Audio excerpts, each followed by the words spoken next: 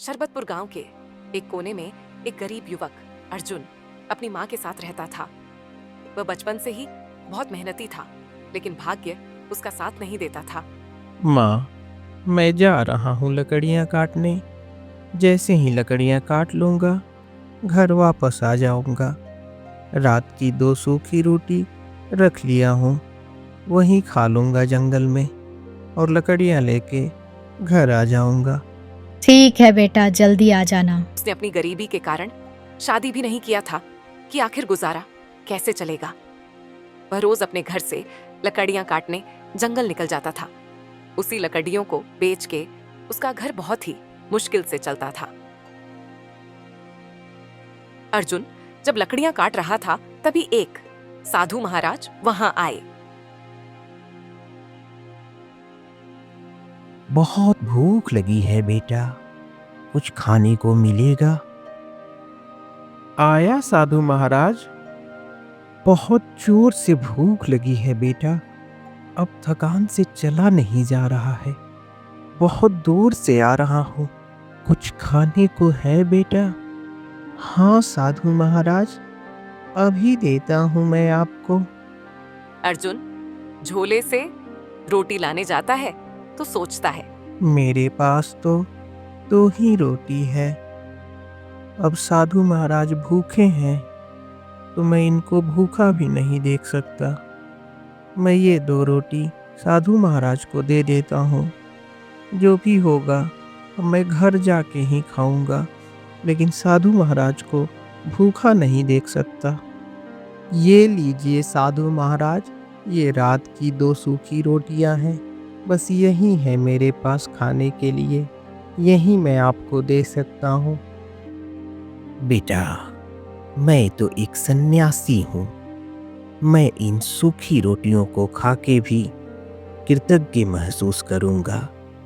मुझे ये सूखी रोटियां ही दे दो, बहुत भूख लगी है। मैं इनको ही खा के अपनी भूख मिटा लूँगा। साधु महाराज वही पेड़ के नीचे बैठकर खाने लगते हैं। अर्जुन बस उनको देखे जा रहा था। मुझे तुम्हारी दोनों रोटियों का स्वाद अद्भुत लगा बेटा। ये बताओ, इन लकड़ियों का क्या करते हो और कौन कौन है घर में तुम्हारे? मैं तो बहुत गरीब हूँ साधु महाराज।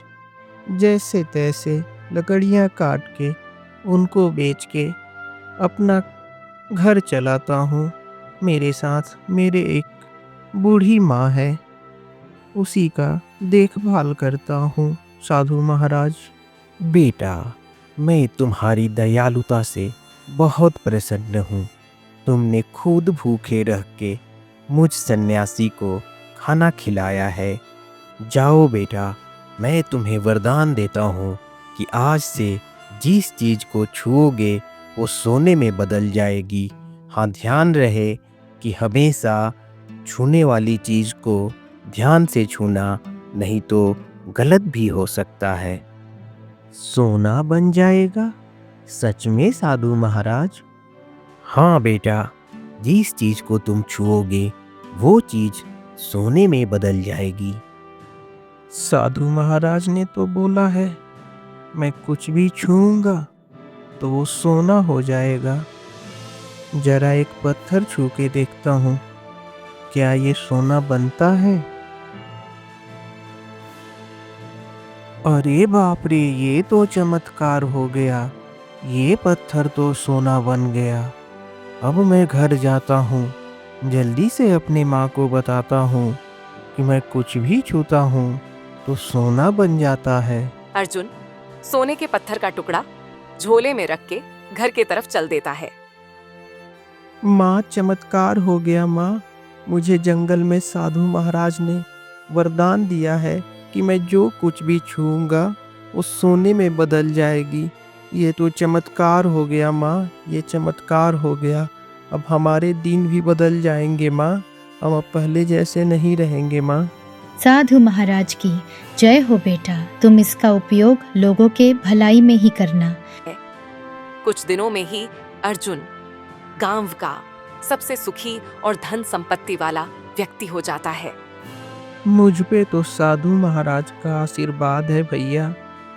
नहीं तो मैं कौन चमत्कारी हूँ जो इतना जल्दी इतना अमीर हो जाता। सब उनकी ही कृपा है। ये चमत्कार कैसे हुए बेटा? मुझे तो विश्वास ही नहीं हो रहा है। ये तो प्रभु की ही लीला है, जो कभी मैंने सपनों में भी नहीं सोचा था, वो तो हकीकत में हो रहा है। अब तो मैं तुम्हारी शादी भी धूमधाम से करूंगी। आओ गले लग जाओ बेटा।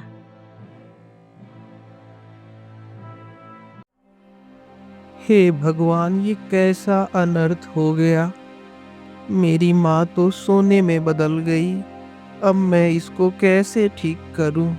ये कैसा वरदान है। अब मैं उस साधु महाराज को कहाँ ढूंढूंगा? हे भगवान, कुछ तो करो। मेरी माँ को फिर से जिंदा कर दो भगवान। अब मैं कहाँ ढूंढूं? अर्जुन की आंखें खुली की खुली रह जाती है। उसकी माँ सोने की मूरत बन जाती है। अब उसको कुछ समझ में ही नहीं आता है कि वो क्या करे। वो घर से बाहर निकल जाता है और वह साधु महाराज को खोजने के लिए जंगल में इधर से उधर भूखे प्यासे भटकने लगता है। और अब अर्जुन को एहसास हुआ कि यह वरदान उसके लिए अभिशाप बनता जा रहा था। वह किसी को भी स्पर्श करता तो वह सोने का बन जाता। कई दिन भटकने के बाद एक दिन उसको साधु महाराज रास्ते में आते दिखते हैं तो उसके मन में आशा की किरण जागती है। साधु महाराज, मुझे बचा लीजिए साधु महाराज, नहीं तो मैं मर जाऊंगा। मेरी माँ तो सोने में बदल गई है। उसको मैं कैसे जिंदा करूं? आपके वरदान ने तो मुझे अमीर बना दिया, लेकिन मैंने अपनी माँ को खो दिया। साधु महाराज, कुछ उपाय कीजिए। उसको फिर से ठीक कर दीजिए साधु महाराज। बेटा, मैंने तो तुमको बोला ही था कि जिस चीज को छुओगे वो सोने में बदल जाएगी। तुमने गलती से अपनी माँ को छू दिया तो तुम्हारी माँ सोने में बदल गई। खैर कोई बात नहीं बेटा, जाओ मैं तुम्हारी माँ को फिर से जीवित कर देता हूँ और तुमको दिया हुआ वरदान भी वापस लेता हूँ। पर तुमने जो संपत्ति अभी तक बनाई है वो संपत्ति तुम्हारे पास ही रहेगी और तुम उसका सही तरीके से इस्तेमाल करना बेटा। आपका बहुत बहुत धन्यवाद साधु महाराज। मैं ये उपकार कभी नहीं भूलूंगा। आपको प्रणाम साधु महाराज। अर्जुन को वरदान से मुक्ति मिल जाती है। वो घर लौट के आता है तो उसकी माँ भी ठीक हो जाती है। अर्जुन को अब एहसास हो गया था, हर वरदान की एक कीमत होती है। उसने भी अपनी माँ को एक पल के लिए खो दिया था। अब वह समझ गया था, मेहनत की कमाई ही असली पूंजी है।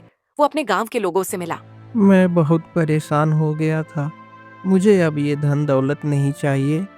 मेरी माँ फिर से ठीक हो गई है। मैं चाह रहा हूँ जो मेरे पास संपत्ति है, आप लोग खुद सोचो।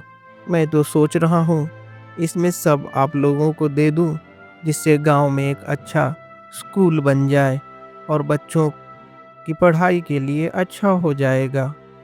मैं अपने पास अपनी संपत्ति नहीं रखना चाहूँगा। जो मेहनत से मैं कमाऊँगा वहीं रखूँगा। बड़े नेक विचार है अर्जुन।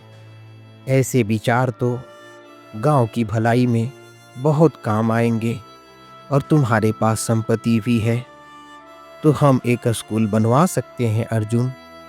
तुम्हारी इच्छा शक्ति और तुम्हारी संपत्ति से ये स्कूल जरूर बनेगा अर्जुन। अर्जुन ने अपनी आधी से ज्यादा संपत्ति गांव वालों को भलाई के कार्य के लिए दे दिया। गांव में बच्चों के लिए एक नया स्कूल भी बना। अर्जुन के नेक कार्य के लिए उस राज्य के राजा ने अर्जुन को बुला के सम्मानित किया। अर्जुन, जो तुमने अपनी गांव की भलाई के लिए नेक दिली और ईमानदारी दिखाई है उससे हम बहुत प्रभावित हैं और तुम्हें हम अपने राज्य के जितने गांव हैं उनके विकास के लिए इस राज्य का सलाहकार बनाते हैं। महाराज आपकी जय हो। मैं तो आज धन्य हो गया। साधु महाराज के वरदान ने मुझे जो कुछ भी दिया मैं तो उसका मतलब नहीं समझ पाया, लेकिन आज मुझे उस वरदान की असली कीमत का पता चला। अब मैं इस राज्य की सेवा में अपना पूरा जीवन लगा दूंगा महाराज। और भी रोचक कहानियों के लिए इस चैनल को लाइक, शेयर और सब्सक्राइब जरूर करें। नमस्कार।